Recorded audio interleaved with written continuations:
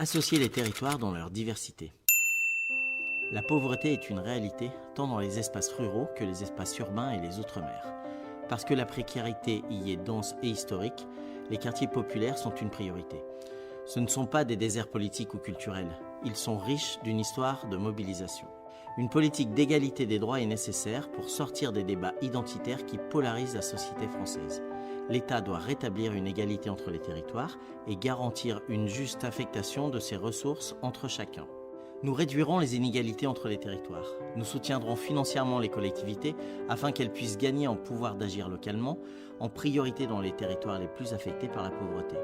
Nous mettrons en place une cour d'équité territoriale chargée de garantir la juste allocation des ressources. Nous œuvrerons pour une démocratie réelle dans les quartiers populaires. Nous garantirons la justice sociale grâce à une augmentation des budgets de la politique de la ville, mais aussi en donnant une juste place aux habitants et habitantes des quartiers populaires dans la vie démocratique locale et nationale. Nous mettrons en place un bouclier rural et créerons une agence nationale de la rénovation rurale. Nous garantirons par la loi une égalité d'accès à des services publics de proximité à moins de 15 minutes, pour les écoles, la santé, l'administration publique.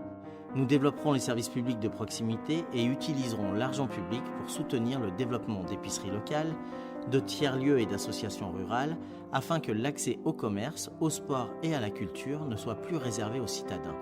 Nous mettrons en place une agence nationale de la rénovation rurale pour rénover et revitaliser les cœurs de ville sur le modèle de l'ANRU. Enfin, nous garantirons l'autonomie alimentaire en Outre-mer.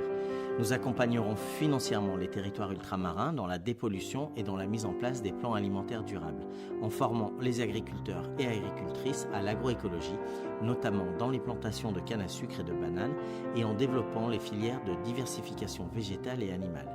Nous garantirons l'approvisionnement en produits agricoles essentiels.